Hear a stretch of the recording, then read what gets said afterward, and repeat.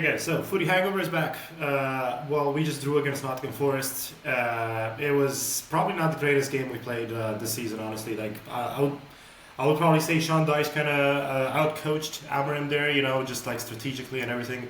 It just seemed like he was quite good at just targeting our weak links and well, specifically the low right and also like we've talked about this. Well, I've talked about this. Diallo's he's a great offensive player, but like having him as a right wing back, I obviously get that he's one of the strongest part of our offense, so you got to have him in that spot. But what that's gonna kind of bring with it is just gonna be the low. Diallo kind of being caught a bit too upfield and then getting a bit just smashed apart defensively. Um, we were leading at half time. It was 1-0. We were in the second spot right behind Arsenal, and for just about 45 minutes life felt great. Life felt awesome. I just had a nice cold beer right next to me, and I was I just lit up my cigarette, and I was I was just I watched the game outside. It was beautiful weather out here. It was a great time for 45 minutes. Just looking at that leaderboard, being oh, what, we might just be in the title race. Obviously, I never thought we'd be in the title race. Maybe I did. Never thought we'd be in the title race, but fact of the matter is, man, it's just it's kind of it's the same kind of problems that we've known about from before. The Low is really not a great player in terms of not anything more than a backup. You know what I mean? And there's been some other kind of bad things we saw that game. One of the most glaring issues was the fact that we chased the game for about 40 minutes, and Amarim just refused to make a single offensive substitution. That is insane to me. You know what I mean? It's Mainu, Xerxes, Mount all sitting on the bench, and we're chasing this game, and it's pretty obvious that Casemiro just had no legs left by the 60th, 65th minute. And it was just why are we keeping this guy on? And again, Bruno, some solid passes here and there. I just think he's trying a lot of long passes, which I get. That's his strong point and everything. But a lot of it just turns out to be misplaced passes, or he kind of fucks up our attacks. And man, I just think we do much better in the midfield. But I've seen a lot of people sing a lot of praise about Elliot Anderson. Played for Nottingham Forest. He had a good game against us. I like him. I think he's a good player. I just don't think he's he has the potential to be elite truly. In terms of I know Baleba didn't have the greatest game and we beat Brighton, but I just thought Baleba, and they're obviously slightly different roles in terms of what they occupy on the field. But I do think Baleba is a bit of a stronger. I just think we need him more, right? I think he's much better than Casemiro. He might actually be better than Ugarte as well. And in terms of the Elliot Anderson thing, I mean, listen, he's great. He does a lot of progressive passes. He fights a lot in the midfield. He'll put in some strong tackles, and he's a dynamic kind of all-action midfielder, which I like. Obviously, it's nice to see, but I just don't think he doesn't blow my jocks off. That's all I'm gonna say about Elliot Anderson.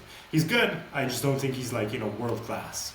I heard about the asking price being about 100 mil, and obviously you care less about the transfer price so much these days. When you consider the fact that Etitike got bought by Liverpool for 95 mil, and then Isak got bought just weeks later for 150, and all of a sudden Etitike needs to sit on the bench, and that's a 100 mil bench player, right? And listen, the amount of players we bought for plus 70 mil that have just been warming up our bench for the past 2-3 years is just insane. I mean, Mount is still wearing the iconic Man United number 7. So you care less about the price. I just think you should, because obviously these players come in and they gotta play, and you get them for a big price, so they obviously have to get in the first team. And I just think we could do a little bit better. Why settle for Elliot Anderson when we're Man United? I know it's we haven't won it. We haven't won the Premier League in God knows how long, 12, 13 years, and we got no Champions League football. Pray to God we'll get Champions League football next year. I'll be very happy with it. But I just think there were some massive I was just sitting and I was watching the game on my laptop and just screaming at my laptop, being why aren't you making any subs right now? It's just the offensive looked stale. I know Diallo had that He was very close to scoring again, and there was a little goal line clearance that got in between that. So obviously a bit unlucky, and Bruno also had like a good effort on goal. But yeah, I just think the offensive looked a bit stale towards the end of the game, and just I don't get why you wouldn't play players that I mean, obviously they've worked out before, and especially Mainu. You think about like the amount of games he's come in. Maybe not this year, since I mean, I'm guessing he's probably feeling like the lack of faith that the coach has shown him. But the amount of games that Mainu's come on, like last 20, 30 minutes, he's completely kind of flipped the script for us. And to not even be considered to play it's pretty insane to me. We got Dorgu, and Dorgu doesn't play over the low. Can we just like talk about that? Like, listen, most coaches, they'll have like a bit of a nationality bias, and I mean you'll see it with everyone. I mean you saw it a lot with Ten Hag and Dutch players. You see it with Slot and Dutch players. Now you see it with Portuguese players and Amorim. I get that he likes the low. I get that he likes Bruno, but man, at some point you got to kind of get over that and just play the best players for each position. Yeah, man, it just felt like a game that like. Because I don't think Nottingham Forest are too strong. Like I don't think they were like too good of a team. I just think like Sean Dyche was quite smart in the way he targeted our team. But except for like one or two players that like might make it to like some of the bigger teams, I just don't think they have a great team, and we should have won that. And it does hurt a bit. But obviously it's just a draw. I don't want to overreact, but it's some of the same kind of things that I've been talking about. On here even for the past since the season started. And it's like, he's over-reliance on Casemiro, who, I mean, listen, I don't get it, but I somehow get, like, I somewhat get it, like, up until the 60th minute, right? Because, like, but after the 60th minute, man, it's like, it's obvious that, like, Casemiro doesn't, like, he just doesn't have the legs to help him anymore. In terms of the other things, kind of, we've noticed, De Ligt being our best performer again. I honestly, like, I'm not going to get on this podcast every single week and just sing praise for De Ligt, but maybe I just will, because I just think he's been our best player for the past 6-7 months. I don't even know. I just, like, I love watching that guy play. I think he has that dog about him kind of energy, and he's great on tackling, great on interceptions, very safe presence in the defense. And listen, I know we conceded twice. It wasn't his fault. It wasn't Laman's fault. One of them was Delo's fault, and the other one was like more of a combination between Delo's fault and just Diallo being a very small defender. Like people blaming Diallo for that goal, like the cross on the far post, whatever. Listen, Diallo. I've heard Goldbridge talk about this as well. It's not his fault. He's small. Like he gets picked as the right wing back. He's gonna try and fill that role, but it's not his fault. He's small. I mean that's just who he is. You know what I mean? And that's just the way things are, man. That's just the way things are. In terms of the other things that happened in the Prem, Liverpool finally won a game now. I didn't watch the game, but I heard from my Liverpool friend, like raving about Salah again, being like he's not completely washed. He just scored one goal. Let's calm down a little bit. I didn't watch it. Still very much, hoping that Liverpool just do horrible in every single game they play. The only other Prem game I watched this weekend, actually, it was kind of a busy Halloween weekend, was just the Man City versus Bournemouth game. That was actually a really good game. It was an interesting game. And by the way, like in terms of like an all-action midfielder that could help with a lot of progressive passes. Yeah, let's just talk about number 8 for Bournemouth, bro. Alex Scott, I was completely like, again, they lost the game against Man City, but I just thought his decision making, his quality of passing, and he seems like he runs a lot. He's good on pressing.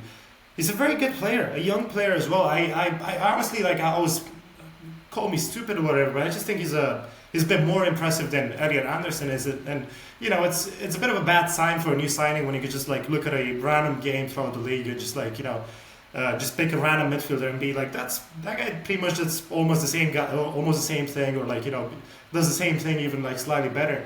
But man, Haaland is just by miles away the best player in the Prem right now. I mean, he's just absolutely phenomenal, man. And I was actually like just a few days ago, I was like I was playing a little game and I had a podcast in the background. The podcast was the one with Gary Neville and Roy Keane, and like Solskjaer was the guest on it. I forget the name of the podcast, but Overlap is it?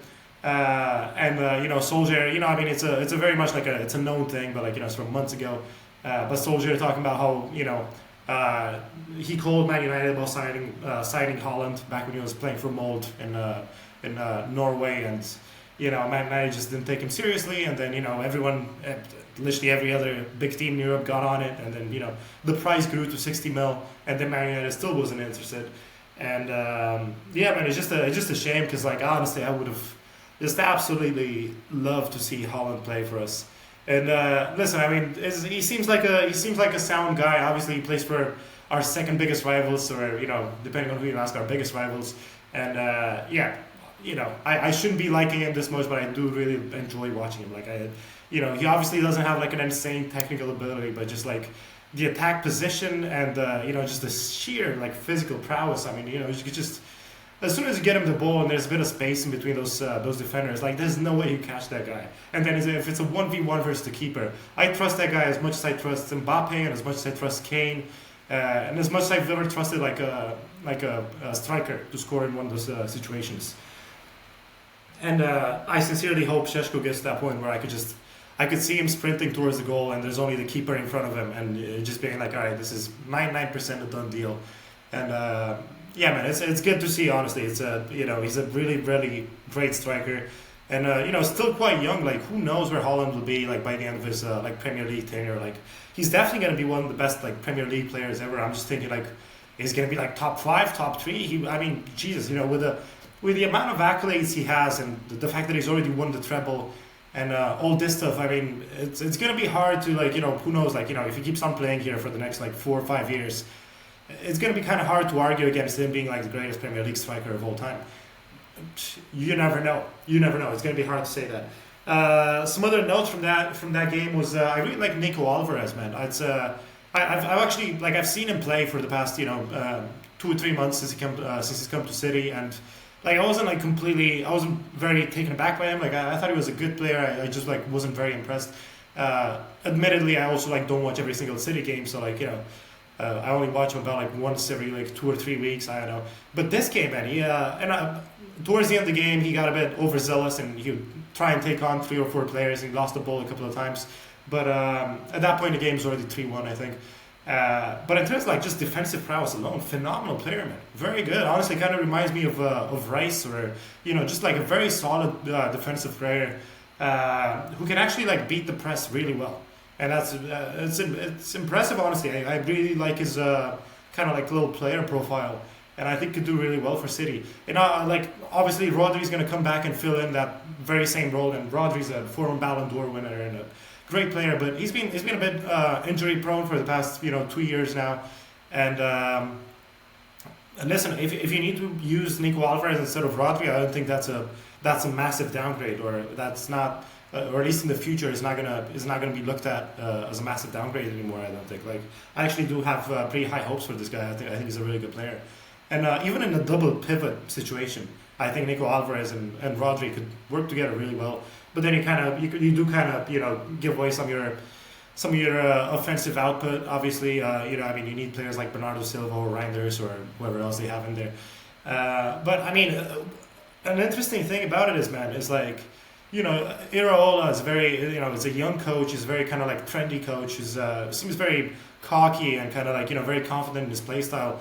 And well, that was partly his downfall against City. Just like a massively high line for the defenders, and just like Holland completely exploited that maybe twice. But yeah, man, it's watching Guardiola teams like a Guardiola team now. I mean, honestly, like compared to like about 2 years ago, before that, like massive. Slump, like bad slump they had.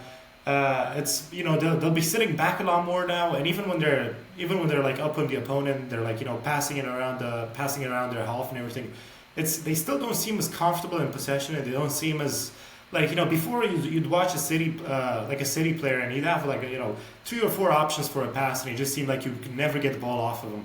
And now it just kind of feels like, with like some good solid press and maybe like not such a high line, you could definitely beat them. And obviously like there's been, a few teams by this point, like this season, who have beat them. And yeah, it's a bit sad to see, honestly. I mean, obviously not everyone likes Guardiola's style of play, but you can't really think about it as like not being completely revolutionary, right? And like the tiki taka and Tiki taka 2.0 and 3.0. reiterations that he's had. I mean, they were very dominant, and honestly, like I like seeing coaches kind of stick to their principles and bring them to the absolute kind of elite. And obviously, Pep's done that for like 10, 12 years before. Now he's gotten to this point where he seems like he's willing to make a couple of deals with the devil in terms of how he's putting up how he's like setting up his formation and setting up his tactics. Obviously, he's still a Pep team, but it's less so than it has like probably ever. So that's an interesting thing to see. And in terms of the Serie A now, Napoli, I think they drew against Como, so they were at the top of the league. They still are at the top of the league, but now that gap's closing up now. Inter managed to win it like last minute. Again, I didn't watch the game, but last minute against I forget who. But good for Inter, man. I sincerely am rooting for Inter to win it all this season. And again, like whenever I talk about Inter, I talk about Barella. I love Barella.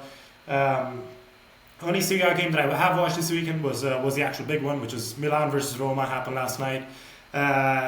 Good game, man. That was a good game, honestly. That was a very good kind of tactical game. It's pretty much what we'd be expecting in terms of like the Allegri side of it. Just like very good defense and then like just a blistering counter attack, and that's pretty much how they scored. Just Leao managed to beat Ndeka, who was actually like really good defensively for that whole game. But it's just like at some point it's just like it's one of those like physical attributes that you can't really work around, you know what I mean? So Leao kind of sensed that very well, props to him for that.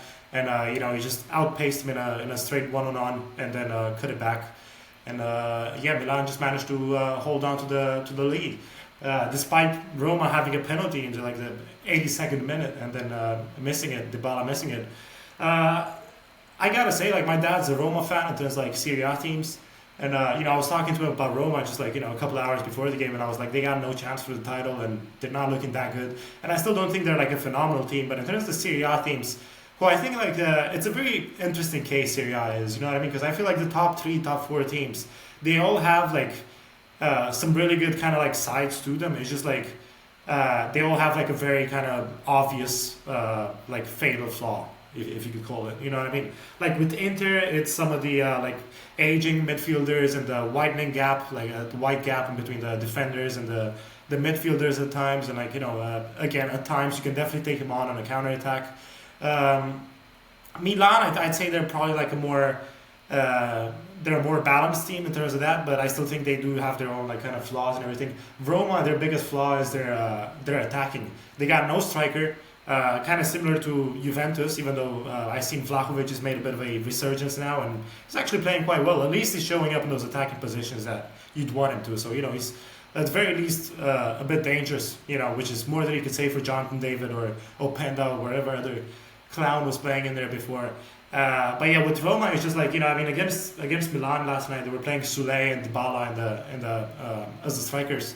And listen, I love those two guys, especially Soulé. I absolutely love Soulé. I think he's a phenomenal player. I just think he's a number 10, and he's just a bit improvised as a number 9 there. And he's just Roma need an attacker, and it's too bad to see our boy Evan Ferguson not doing good for them. And the other guy they have is like the Ukrainian guy, also not good. So they just really need like a striker.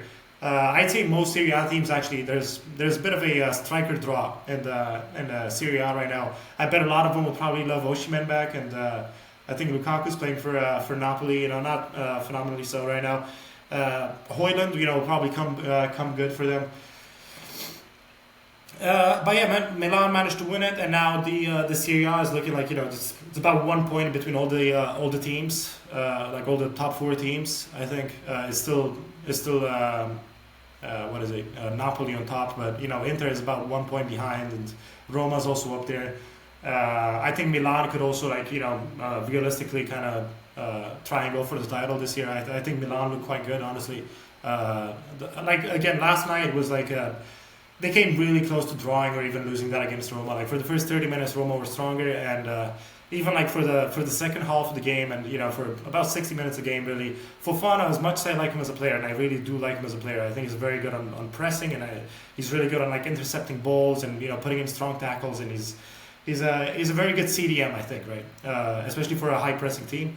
But last night just made a stupid amount of bad decisions and almost lost the game for them.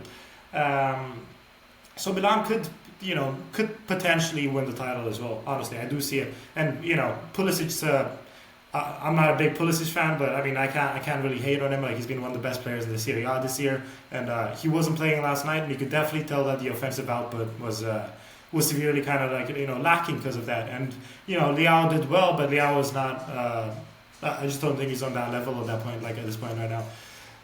Getting back to Prem though, Arsenal's on top with about 6 points in between them and Man City and Liverpool, I believe, are in the second and third. We've fallen back on like eighth, who knows? We're still chasing the top four. I mean, Tottenham did bad against Chelsea. Again, I didn't watch the game, who really knows about that? I'm just kind of hoping Arsenal win it and we get a top four finish. Maybe hopefully Liverpool just have like a massive implosion of sorts. And they fire Slot and they sell away all their good players and they're like, all right, we're gonna change the name of the club and we're gonna change the crest and we're gonna change the jerseys and we're just gonna dissolve the entire club. I'm just kind of hoping that happens. We just got like one more week before the infamous, much not long awaited international break comes back and I'm really not looking forward to that. But we still got 1 week of looking forward to football and it's Champions League during the midweek and then. We got Tottenham next weekend, and obviously very much excited for that. We gotta win that one. I'm sincerely hoping Maino starts, or Ugarte starts, or Delo doesn't start. Man, we'll have to see. We'll have to see for now. Footy hangover. I told you guys I'd be back this week. Here I am, and then I'm gonna be back next week as well, and the week after that. And I'm just gonna keep on going with it, man. I'm just gonna keep on going with it. Anyway, see you guys.